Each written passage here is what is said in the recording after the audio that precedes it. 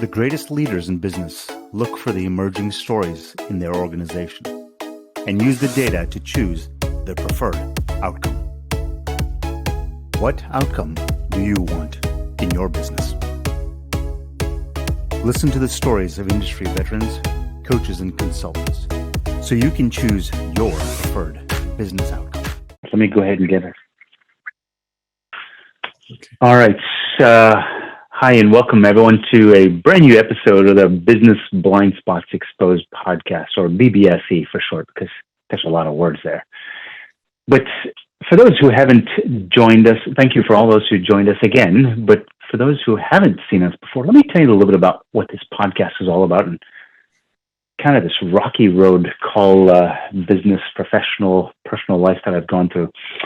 And I used to sincerely believe that it was all about how smart I was, but even if you can look at me right now, I'm looking forward. I can't see what's behind me. And my range of view is, let's say it's 45 degrees. What about the rest of the 360 degrees I can't see? For me to be more effective as an individual, when I'm facing somebody, they're looking at me, they can see what's behind me, I can see what's behind them. Gosh, it's a much more powerful perspective to have at all times. So the more people I can have around me that can help me understand what I can't see, the more effective as a leader I become. I built a company called Karma, which is all around this concept of trying to help people see perspectives they can't through data so they can ask better questions. And the spirit of that process, I set up a podcast to bring some subject matter experts who've got various disciplines and subject matter expertise areas that they can bring to the table. And one of those guests is someone we have on today, Jim Zboran. Jim, how are you doing today? Doing great, Vinay. Thank you. Yeah, so I'm really, really quite excited about what you do. I mean, you tap into the subconscious, and that's a whole piece of the equation that as I've gotten more and more familiar with, I was like, my gosh, if anyone wants to know what's in that pot of gold at the end of the rainbow, I think it's right in big letters on the side of that treasure chest. It says subconscious. Is that a fair way to label it? Oh yeah, that's a wonderful way to label it. I haven't seen it that way yet, but it's spot on, and it's a beautiful metaphor. Yeah, absolutely. Because we all go through these journeys over time, trying to figure out how do we become, and there's these two words, I've talked about this before, this idea of efficiency versus effectiveness. And I spent so much of my life trying to be efficient, being able to do more of the same, as opposed to saying, wait, is every single step in the right direction? If I want to go to Disney World, I don't want to buy a flight to Paris to go to the Eiffel Tower, because guess what? That's not actually me being effective in getting to my destination. I've done something. There's a lot of people who spend time doing things, and I see that as efficient. But tapping into the subconscious is about this ability to tap into your ability to be more effective. What do you think about that? How does that resonate with you? Oh yeah, absolutely. You mentioned about the blind spots, and there's your 45-degree vision, but then behind you, what's the rest of the 360? Well, when you go to the subconscious, you're going actually inside. So you're actually now a whole new level of insight. And it's actually a level of insight that actually maps out and really determines everything that you do consciously. The conscious mind is super powerful at what it does: analyzing, planning, observing, and things that are analytical like that, but design. But all of that is made more powerful because it comes from certain perspectives. It comes from certain viewpoints that we don't even see, but they're at operation all the time. And all of that is housed. It's actually starts from the subconscious, and it's maintained there. And if it's going to change to something more effective, it's going to change there first. So I'd like to give people a little bit of background as to who you are, because I think what we're talking about here, there's some transformational shifts that each individual person can make, but yes, it's been sitting there. I grew up in Virginia Beach, Virginia, and there was a place called the Adam Thurgood House, which was founded in the early 1700s. it was a mile outside of my house. I never went there. Every visitor to my house came and saw it. They saw it. They're like, "Oh wow, what is this place?" I actually never went. It's right under my nose, but I never bothered to explore this rich history that was right underneath.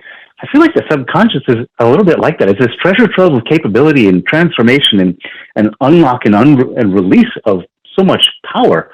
Yes. But yet people don't see it. No, it's super is that powerful. a fair analogy? A metaphor? Yeah, absolutely, Vinay, and it's super powerful. In fact, we tap into it all the time. We couldn't operate without tapping into it. We just do it naturally. But there's so many. It's a powerhouse because it has so many of our capabilities wrapped up in it, and we don't even access a lot of our capabilities, and because we're not even aware of how to do it. But it's transformational is a wonderful word, because we can do translations where we can learn something and then we can kind of shift from one place to a nicer place to be. But when you go through that transformation at a subconscious level, there are changes in the entire way we've mapped out our understanding of realities, which is really what we're reacting to, and that's determining what we do, and that it's at many levels at one time. So, talking about being effective, that's super effective way of shifting and growing. So I do want to introduce everyone a little bit to who you are, just kind of so they can see sort of from the letters and the credentials and the experience kind of who you are. And I'm going to read a little bit about from the bio here. Right, you're a certified hypnotherapist and you're a certified professional hypnotist that works with entrepreneurs and business leaders seeking breakthroughs to finally overcome emotional and mental blocks that are keeping them from up-leveling the business success. I love that because I heard this statement once, and I don't know that I fully understood it when it was first said to me, but as I've kind of revisited and heard it, is that there's no greater way to put a microscope on yourself than to run a business. Oh yes, because really to run a business, and it really puts you up against your limitations. But the limitations are self-imposed limitations, which we would call the comfort zone.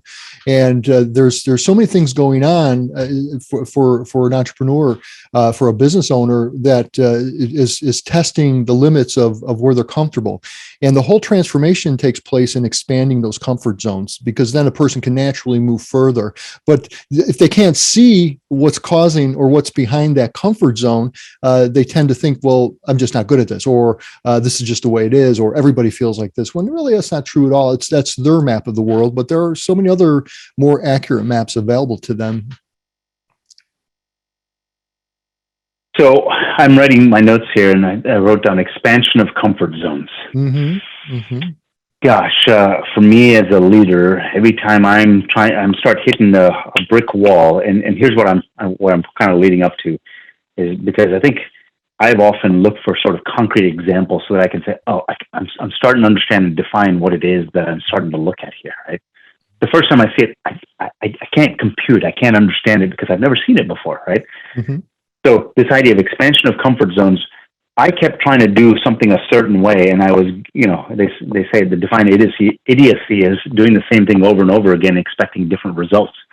I mean, I can't think of a class or a group of people who are constantly expecting different results in entrepreneurs, because there are no results before, right? Exactly. Yeah.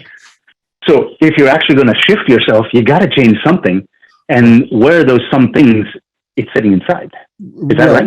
Well, yeah. There's things we can logically, and from a conscious perspective, see to shift our position. Like we need to learn some things, we need to practice, get some skills, things like that. Is it's a cognitive coaching type thing or a cognitive effort, and those are clear, and those are valid. We do need to do those things, but it's what we allow ourselves to do, what we're what our habits are allowing us to do, what our thinking about what we want to do. Those things underlie that. And for me, all business success is really a personal growth issue, and therefore the personal. But what we're looking at is a personal growth that's going to underpin and drive entrepreneurial success. So specifically, what I'm looking at is how are people getting in the way of themselves, from putting themselves out there, from making a sales call, from creating their products, from being comfortable pricing their product, being comfortable asking for a fair price, or any price at all for that matter.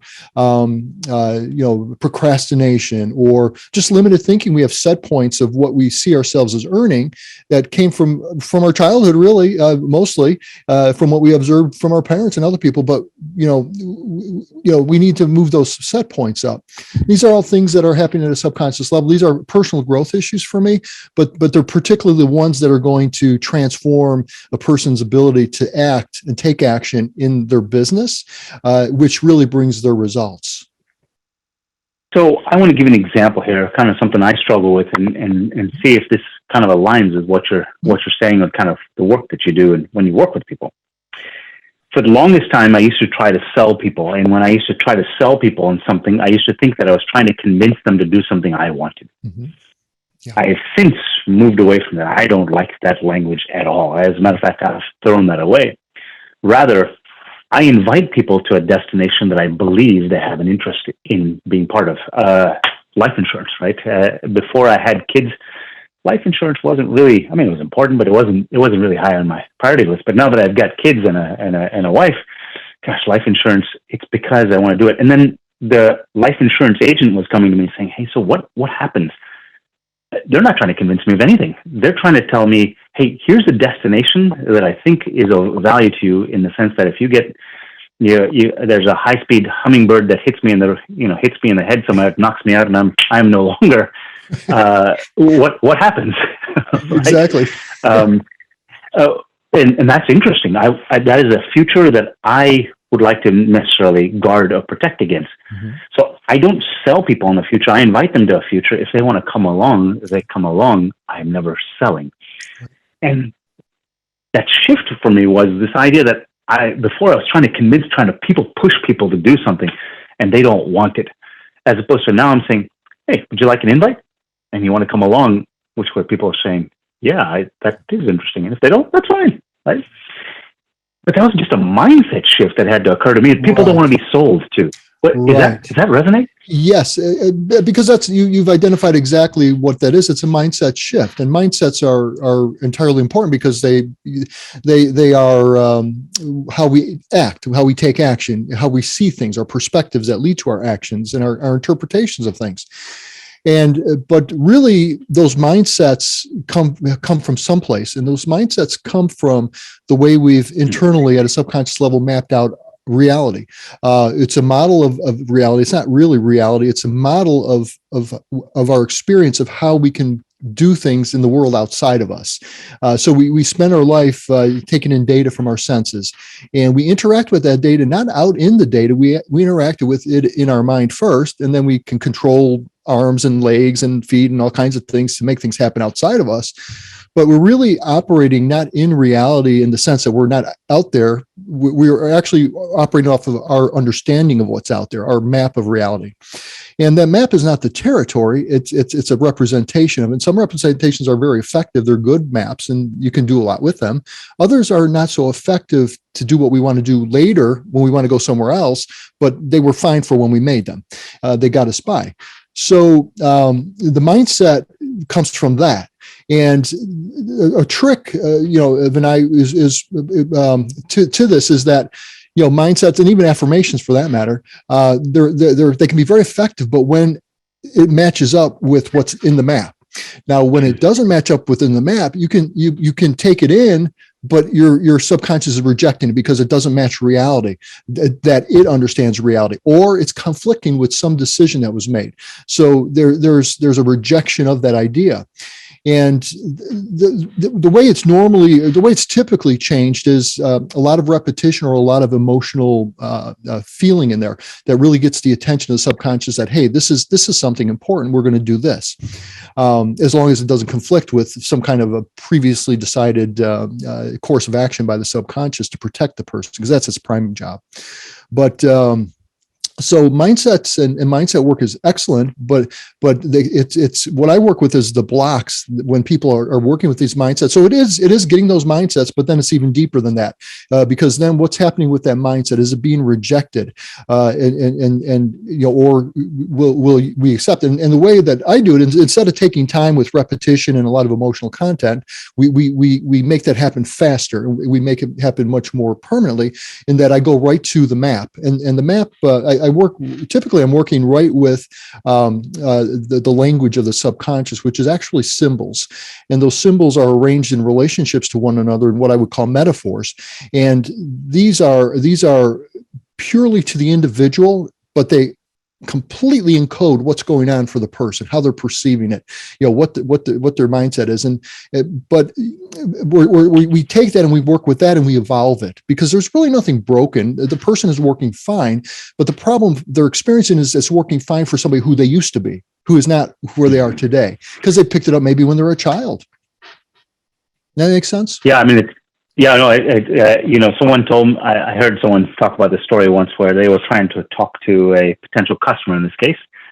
And they said, hey, look, it's, there's an opportunity to kind of move forward into the future. And the person said, I don't need to, I'm doing just fine as is. Mm-hmm. And the guy looked at him and said, so do you drive the same truck that you drove 20 years ago? And the guy said, yeah, exactly. No. He said, so when do you upgrade yourself? Exactly. Right. That's a wonderful metaphor there, Vinay, a wonderful way of picturing it. And it's akin to a picture that I've used. What I do when I do this work, and I use hypnosis as a tool that goes right to that learning state where this goes right to the subconscious. But the method I use is one I've developed called perceptual remodeling. And what I say is, look, you're not going to live in where you're living now has been remodeled from 30 years ago, when, and it may have been unsafe to live in that situation. It doesn't fit you anymore. And so we just remodel that. And so, the upgrading your truck is a great metaphor to that. And the topic that came to mind was those I don't want to say limitations, those perceptual maps in your subconscious. Mm-hmm. Is the equivalent to you saying, I want to run a 100-meter dash against a bunch of people, but you've got a rope tied around your ankles. Yeah, if the limitations are the edges of the road, and if you've mapped it out where it's like you've got this mile wide road, but you've mapped out a 3-inch alleyway, you're limited. Yeah, absolutely. But these are good things. They're designed. It's a natural process of self protection and self preservation, and so these limitations, these comfort zones, are designed to keep us safe within a range. There's it keeps us in homeostasis between what we think is like above ourselves and then above what we think is below ourselves. So right in that range. And the set points there are define our comfort zone, but they're really arbitrary. They're not reality. They're just things that were the best we could do at a certain time, and usually a long time ago. And we don't think about them anymore. We just act off them. So we never really evolve them or change them, because we never access them other than we just react off of them. So we are very limited by our past, but there's a reason for that, and it's actually working right. We're not broken, but what happens is we need to just evolve the old map so that it's remodeled or it's upgraded to, hey, these are where things are today. Look at all the possibilities. So I'm kind of curious for anybody who might be listening to this in the audience here, and I would love to hear your comments, and please put hashtag replay so we know that this is something that you listen to. I'm going to suggest an analogy in here. I'd love to hear not only what you all think as the people who listen to this podcast, but also what you think. Someone told me that, I firmly believe that perfection is not a destination, it's a journey, right? Because it's constantly, as soon as you get to an end point, there's another definition of perfection. And I think you and I talked about that before. My 12-year-old soccer skills was good for me as a 12-year-old, but it's not good enough for 13 or 14, because 13, there's a new definition of perfection as a 13-year-old soccer player. I also see it like as rungs on a ladder. If there's 15 rungs on a ladder and I'm on rung number 3, you can yell at and poo-poo and scream and all that kind of stuff at rung number 3 because it was only 3, but you wanted to be at 4, but you couldn't get to 4 until you had 3 first. So it's not a matter of what you have in your mind is wrong so much as it's Right. perfect for where you are right now. Are you ready to go to the next Right. rung? Yes, exactly. It's perfect for where you are right now. And people are making the best choice available to them at a subconscious level. But the thing is, a lot of them don't have the resource. None of us has the resources at 2 or 3 or 5 or 7 or 12 that we have as, 25, 35, 45. And so what was appropriate and right, just like that 12-year-old soccer player, what's appropriate and really good for them, it's not good for the next stage.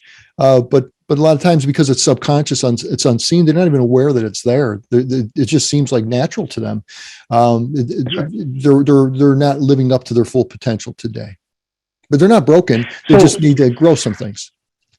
Yeah, I think that's a really key point here. It's not that it's broken. It's just that you haven't had the opportunity, the time, or the attention on it to move it to the next stage. And that's a decision you've got to make, right?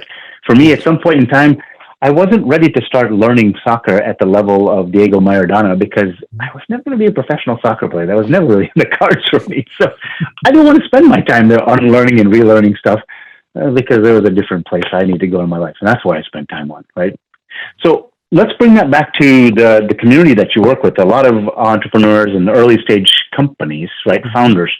Mm-hmm. So they've got, I'm going to build a scenario here. Tell me if this is kind of the type of people that you work with or sort of the situation that they're in, right? So for me, for example, I used to work for large companies before I worked for the federal government, so on and so forth. And I understood how data worked there. But there were 700 people that were there to support getting me that Excel spreadsheet or that database with all the information.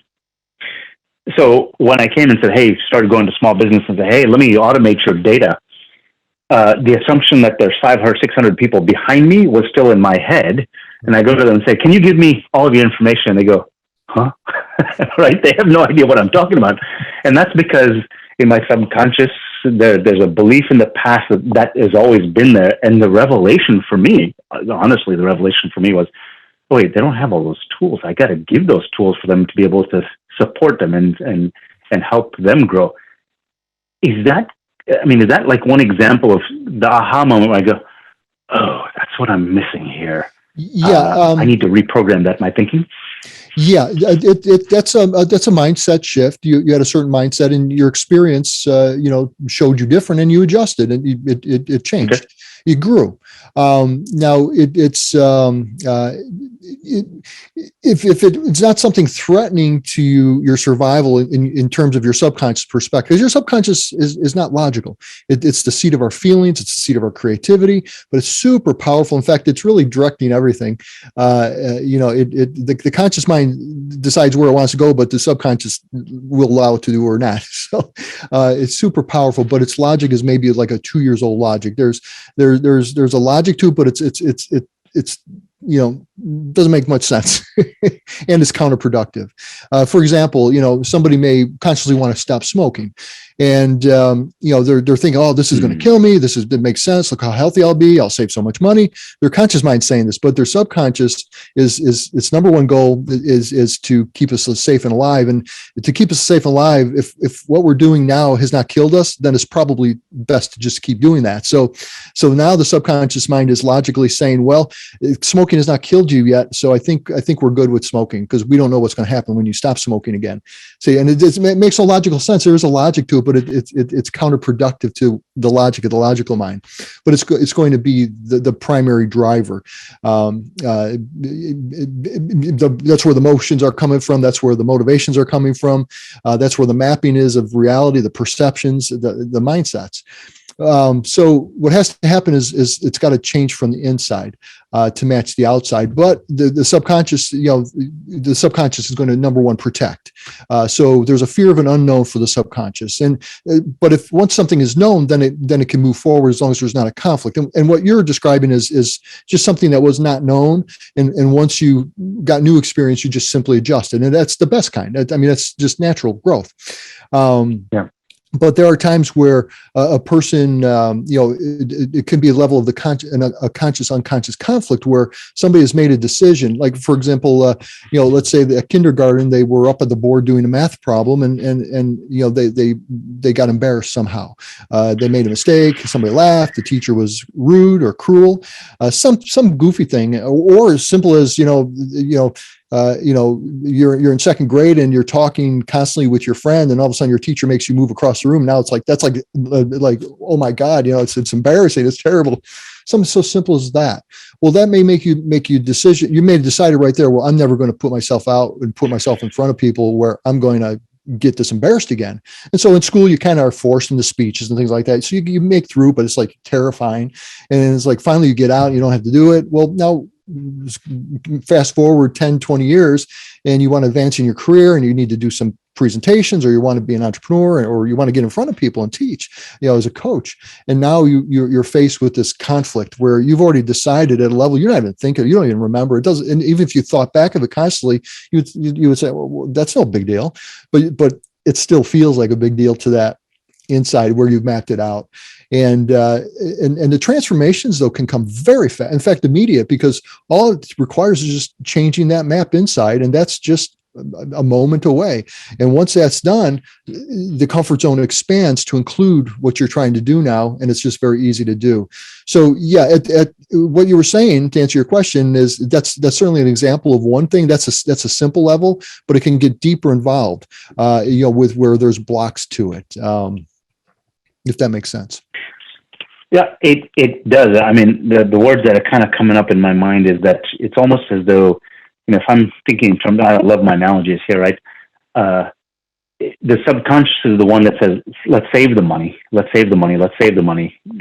And the conscious mind is like, let's go invest the money, let's go invest the money. Possibly. Right? Possibly. Or it might be that the conscious mind is saying, let's save the money, let's save the money. And the subconscious mind is saying, let's blow money. Because it was mapped out, scarcity was mapped out, and the person has a block against scarcity.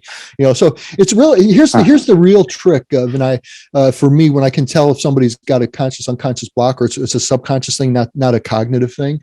If they want to do something and they're trying to take steps to do it, they're taking action, but somehow they can't do it. Somehow they're getting in the way of themselves. There's something going on underneath, because we can really do what we set out to do. Now, it may take a long time or may not, but if somebody is setting out to do something and they're actually making progress forward doing it, then there's not really a problem at a subconscious level. If they're self-sabotaging, if they're afraid, if they have the negative self-talk, if they're if they can't picture themselves earning more than what their parents earned or what they earned 30 years ago, all those things are going to be happening at a subconscious level. And that's where I go in and work. And I do coaching on top of it, but I'm also it's tied in exactly with, okay, I'm seeing where the person can move forward without a problem. Perfect.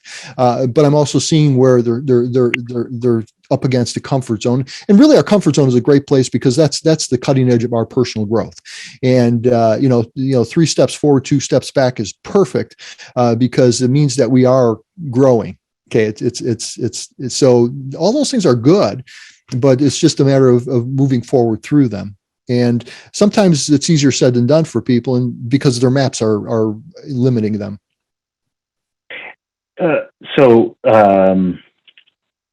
I'll be completely candid in some of the thoughts or feelings and emotions that came up here. As you're saying this, I was like, well, hold on a second. That happens for me. Right? It happens to all of us. So is there, I guess maybe the first question is there anyone that this does not apply to? I mean, everybody's got to have some. Right? I hope not, because somebody would have to be perfect, which you've already said you don't believe in, which I agree with you. Yeah. But it's a part of the journey. We're all really here, I believe, to create, and why we're here to do that, what we're supposed to be creating. It's up to you. I don't care. But I think we're all built to be creative individuals, not artsy, but where we can take things in our mind and that we can make them happen outside of us. Manifest them. Manifest them. Whether it be like we may have to build something, we have to invest something, we might have to solve a problem, but we're equipped to do those things. So I think that's an indication that we're supposed to do that. not only that, but our motivation is really based on a need for autonomy and a need for competence and a need for relevance. And so, what a perfect motivation for creators, because what we create frees us up and it brings us freedom, especially for entrepreneurs who are making their way, their income and working on their own terms, hopefully. They get good at something, and that motivates them to be really good at something, but which also means that what they're good at can be helpful to others, and that's what they sell, what's relevant to others. So we're really designed to be these creators, I think, or we've evolved to be these creators. And I think that's really what gets us motivated and gets us going, whether, not just artistic, but just we do things in life. And, I think that's what really drives us. But so for a creator, we don't want everything right. It's always the next thing. So we're always hopefully we always are up against our cutting edge of our comfort zone, because that's our point of growth, and our point of growth is where the opportunities for creation lie. So if that kind of is a long answer for a short question. I'm sorry. No. I'm loving this, and I hope all those that are listening in. I would love to hear your comments, and please put in the hashtag pound replay if you're listening in. I love this because I'm constantly trying. I dislike that word trying, because trying means that I'm not necessarily committed to it. Sure. I'm constantly exploring and wanting to push my boundaries of comfort, because on the other side of it is always there's another door to opportunity that I've never seen before. Yes. And I think what I'm hearing from you is that alignment between the conscious and the subconscious is everything that is in front of that, you reaching that door. Oh yeah, absolutely. And it's the name of my company is Entire Mind Advantage. And this is what that name is referring to is we are extremely powerful people. We have a tremendous ability to do things and do things for the good of other people.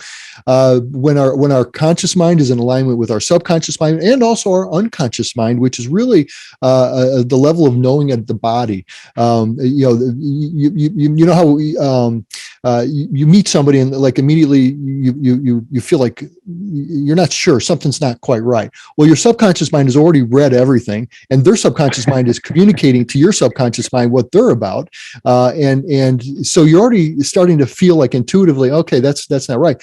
But not only just intuitive, but your body may tense. Well, your body knows something too, and your body's already gearing you for action before you're even thinking of it, and your subconscious is already cluing you in on the bigger picture when you're more in touch with your intuition, which is the subconscious speaking to you. So yeah, there's an entire thing there, and if a person wants to go even further than that, there's I mean, this is much more theoretical, philosophical, but there might be a collective unconscious where there's knowledge of collected from the human experience that we can access somehow, so that's kind of like a fun thought experiment. Then there might be a God conscious above our conscious mind, but I just work with that range where at the level of creating right here, right now, and I allow everybody else to decide how we got here, what we're here for, and everything else. That's up to everybody else. But I work with the human, and I work with from the conscious mind to the unconscious mind, and the subconscious is the big piece right in there. So as I was going through that process of realizing that, hey, this could pretty much be anybody, because they're all on their journey to perfection and somewhere in that journey. Yes. Can people necessarily verbalize, and I'm actually being very specific about these words for a reason. Mm-hmm. Can people very easily articulate the challenge that they're having? I mean, is it often, hey, I can write it down, or I guess it felt some there's just some incongruence within me. Yeah. What the hell is this? Yeah, no, is that kind of the way people come to you? Oh yeah, because most people that come to see me, I work online and also in an office, but everybody who comes to see me, where they come from, they're usually what they come to me for is not what's going to really help them. Okay? But it's an approximation, and it gives us a starting point. But no, we can't see these things. But these are definitely in the blind spot. That's why it's helpful to have the help of somebody who can see that. And and I think a very valuable thing using hypnosis to tap into the power of the mind, which hypnosis is just the word that we use for what's actually a very natural learning state. In fact, we live in hypnosis the first up to maybe 6 years of our life. That's why, when kids are listening to cartoons or things, they're like, their eyes glaze over, tunnel vision is a sign of being in hypnosis. The focus, because really all hypnosis is an internal focus, but it's absorbing things that the conscious mind isn't even aware of. It's absorbing colors, relationships, the way people are acting. They're just getting all this information. Well, that's because it's a hyper learning state, and things are being absorbed at a subconscious level and then being stored and for later use. So all hypnosis does, it gets you back into that. And we go into hypnosis all the time. We couldn't enjoy a movie or a book. If a person enjoys a movie or a book, a good movie or good book, they couldn't enjoy it without being able to go into hypnosis at a level. Because their conscious mind would be constantly interrupting, say, "Oh, people wrote this. Oh, that didn't happen. Somebody wrote that. Oh, these are actors. This isn't happening." You can never get into the story. It's the ability to get into the story that's hypnosis. We're turning into, which is really just taking away the critical filter, so we can start accepting ideas. And this is why the critical filter is very important, because at about 6 or 7 we start venturing out into the world. Not as adults, but we start meeting people more. So we're going to be coming into contact with all kinds of crazy, goofy ideas. And so we want those rejected, but the trick is, when we want to learn, though, it's kicking those ideas out. That's why it takes a lot of repetition and a lot of like emotional juice to it to really make an impression later on. But we don't need that. We can just go to hypnosis and go to that natural learning state and bypass that. But go ahead. I was going to say, so I was talking to someone a little earlier today, and we talked about this idea that a lot of leaders have this fear of losing control, or fear that they're not in control, right? Mm-hmm. But they may be actually by other people's definitions to the external world, they're actually incredibly effectual, right? Mm-hmm. Yeah. To something. But there's that internal just disagreement. Right. People are telling me on my performance reviews, "You're really good, but what are you talking about? I feel like I'm a fraud." Maybe imposter syndrome. Imposter syndrome, yes. Is that probably like an example of how people say, this is something that's deep rooted that you can help? 100%, 100%, Vinay. Yeah, these are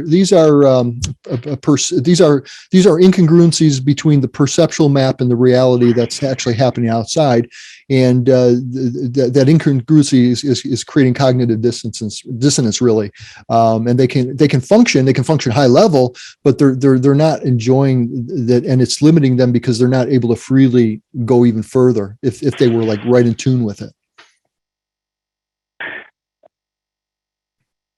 So, this kind of stuff so intrigues me as an individual, and I'm kind of curious, people who might be listening, and please put a comment of #replay or #replay, and give us your comments here. Is this interesting to you? And what is most interesting to you? How does this journey with you start? Did someone pick up the phone one day and say, "Hey, Jim, I don't know what the hell is wrong with me, but something, I just can't, I always tell people that if it's coming from the head, it's nice, neat, clean sentences. When it's coming from sort of the subconscious, I think, or sort of the heart here, it is difficult to verbalize. Yes. And it comes in fits and starts in terms of the language, and just kind of like I'm speaking right now. It's not clear. Exactly. Yeah, exactly. And it's very much the subconscious speaking. You in order to speak like that, you have to tap into the inside, and it's not pretty. And there's a lot of analogies, and there's a lot of pictures that need to be put into words, or to even to be realized, to be put into words. So yeah, that's natural. But yeah, for me, I think what you're asking is how did I get there? Is that or how did someone start that engagement with you? Because they have this felt sense. They've got this incongruency, right, between their conscious and their subconscious. Mm-hmm. But they've never called it anything. No one has ever told them that there's something. Right. What do they call it? How do they start that journey with you? Well, I think the best way, Vinay, would be to just book a 20-minute short, just a conversation about what I'm doing and what they've got going on. And if it makes sense to go a little further, we would schedule a discovery session. And there we really drill down and we really get at the heart of what they're trying to do and the heart of what's slowing them down from doing that. And then from there, I can come up with some ideas about what might be helpful for them, and then we could take it from there. But it really starts there, just a little bit of awareness and some little bit of exploration if awareness says that exploration is warranted. And look, and so many people I know for a long time, I was very much always focused on the outcomes and the results and being able to prove return on investment. Does that come into play there? Is there a way to show that when someone comes to you? Here's a trick. It's the return on investment. What I'm doing. See, I'm not teaching somebody how to set up a sales funnel. I'm not teaching somebody how to get more sales calls or more closings. Those are things that are hardwired to numbers, and there's an easy way to see on return on the investment. What I'm working with is much softer. It has hard effects, but it's really going to be up to the person to go forward and take action on what they wanted to do and get the results by doing that. But where they're going to see the hard result for me is that they're going to be able to take that action, whatever that is. I'm not going to tell them the action. They're already trying to do that, or they already have people that are teaching them those specific things. But for me, they're now what was before an impossibility to them in terms of they couldn't let themselves do it. Now it seems so natural. They're not even hardly aware they're doing it, what they want to do. Where they were uncomfortable before, now they're comfortable. Where their habits were getting in their way, now their habits help them. So they definitely see a result. But in terms of the hard effect of what they're doing, they're able to take action now. Now, the results of the action, that's on them. Make sense? Yeah. I guess part of the statement you're trying to make, or at least what I'm hearing, is what if you're trying to get to the other side of the mountain and somebody's there to help you move the mountain out of the way. Yeah. It was previously impossible. I mean, what is the return on investment on that? Can you measure it? Exactly. You can't measure it. You really can't measure it, because not only does it transform your business, it also transforms every area of your life. Now this is affecting your relationships. It's affecting with yourself, with your spouse, with your children, with your friends. It's like affects everything, because that same map that was making you do limiting things in one area is actually doing things in other areas as well. And so it really is immeasurable. Here's a nice, I love that little example, because here's really maybe a more clear way of seeing it. You see, there's a mountain there. Yeah, absolutely. And if they could climb it and then come down the other side and get past it, okay. Or they could go around it, but those things take a long time and a lot of effort. But I don't remove the mountain, because the mountain is the reality. That's a part of the reality. But what I do is I find that pass through it that they have not seen, that makes the huge journey an easy journey and faster. And all those the lessons they've learned from climbing the mountain or going around it in all the past are still valuable. It's still built muscles for them, but now it's so much easier to just get straight there because they're not blocking themselves. So I really show them, I help them find their path. See, they have the answers. I don't give anybody an answer because they have the exact answer. If they want to do something, they already have the picture in there of the answer. And what's happening is, out of all the possibilities within their mind sees, the answer. Okay. But there's many possibilities. But what they're focusing on is the problem. And because they're only focusing on the problem, they're focusing on the mountain. They never notice that pass going through it. And all I do is I help them discover that pass. And then, so what I do is they're focused on the problem. The answer is over here. I increase their focus. We find the resource. We find the answer they have, and then we focus to there. And once we focus there, they go. Really, what's happening with the subconscious mind? It's always an action avoidance thing for protection. And so all I'm doing is I'm not removing the reality. I'm not changing who they are. I'm simply helping them discover within themselves the resource and the way that they already know, but they just are not seeing it. They can't access it because it's not on their map, but it's there. I'm loving this on so many levels myself. I mean, I have often used this analogy that I'm always trying to shift my perspective one level higher. Mm-hmm. To this day, climbing to the top of a mountain or going on a hike to the top of a mountain, even if it's 200 feet or 500 feet, right? Getting 200 feet off the ground from where you normally live, you see things in just a whole different perspective. The houses and the trees, they're all the same as they were when you were on the ground. Right. But now you start to see a different framework and a different picture because you look at it from a different vista. It's a different perspective. You're saying, yeah. And the perspective is your perception. And all I'm doing is I'm looking at, the high level perspective or perception within you, how you're viewing that whole map. And I'm helping you to reform that or reshape that map. And here's the trick of it. It's really wonderful. It's very rewarding to me is because clients will observe, they make this transformation. Now what was difficult for them is easy. It's like natural and automatic almost. But I haven't changed them. And what the observation I love hearing is, I'm really not different. I'm actually more of who I am. Because what we're really doing is we're taking what's no longer fitting and we're just smoothing that out. We're setting it aside, or we're evolving it to where before it was like an inner critic, but we turn it into an inner coach, and it's now a valuable asset. I mean, we started out with the explanation, sort of this whole business blind spots exposed, and this idea that I can only see 45 degrees. It's almost as though what you're doing is, what if you could just see 50, right? Within our reality, in our reality, I mean, I'm not saying there's not an objective reality, but all we're doing is we only have our perception of that reality because we're only taking in data to where we're processing data, right? And so we only have our perception of what that is. And when we have when our model, our perception or our map is good, we can do things and it will have a good result. We'll have a result that we want. If it's a bad model, it's not going to get consistent results. If it's a really bad model, it kind of works opposite. But so really, within the person's reality, all they need, based on all they want, it's really already there. Now, that doesn't mean they won't have to learn things, but they're equipped to learn things. It won't mean they won't have to solve some problems to make something happen. They're equipped to solve problems. We inherit those capabilities as humans.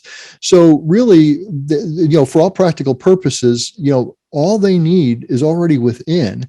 They're just not. They're not seeing it because they're not able to perceive it. It's hidden from them because the subconscious is protecting them. Because it's for some reason the subconscious is afraid that they're going to do it. Like if you're earning $30,000 a year, oh my gosh, you're 120,000, 150, 300,000. What are you going to do? It's going to kill you. Let's keep it here at 30. Nope, you're good. You're good. Let's keep it 20. No, that's bad. But 30, yeah, we're good. Yeah, see, so it's all keeping you safe, but you can earn 300, you can't earn 1 million, whatever. Now, it doesn't mean it's going to be easy, but if you really want it, you're up to the challenge, and you're going to figure out what you have to do that. But you have to be able to see that you can do it first, right? And so that's you already have within you what you want to do. It's just that it's accessing it. That's the difficulty, and that's where the growth is. Gosh, I got to tell you, Jim, the better part of an hour has flown by as far as I'm concerned here. It just seems like an incredibly interesting topic, and I hope that all those that listen in kind of got just even kind of the tip of the iceberg here as far as what Jim can do and how he can help you. I mean, another analogy came. I have a tool bunch full of tools, and I tend to have my favorite tools that I go to. But all these other tools are sitting over here, and every now and then I happen to stumble across one of them. I was like, oh, I should be using this clamp more often. And all of a sudden, my range of capabilities just expanded, but I already had it there. It was already sitting there. Boy, that's a beautiful analogy. That is a beautiful analogy. Yes, I just never reached over here because I reached out of the frame, right? To pick exactly. I've only been using the stuff right here. Right? Exactly. Huh. So for all of those who kind of listened in to this, I hope you got something really valuable out of this. This whole idea of perceptual remodeling from the perceptual map that already exists allows you to kind of pull those tools in that you probably already have on your workbench somewhere and kind of pull them back into use and start using them again more effectively and efficiently, right? Mm-hmm. So thank you for listening in. To add your little analogy, if I may, your subconscious has been putting tools that you're not even aware of consciously. So it's not even things you forgot about. It's things you never even knew your subconscious had stored for you. That actually probably looks like my mail counter. Yeah, exactly. I've got all kinds of stuff on there that have been buried under papers for a while. But I'm looking for that ruler. It's under a piece of paper somewhere on that mail counter.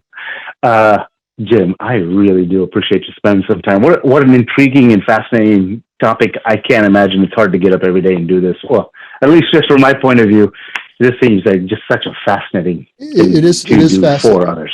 It is a fascinating thing. That's why I'm passionate about it.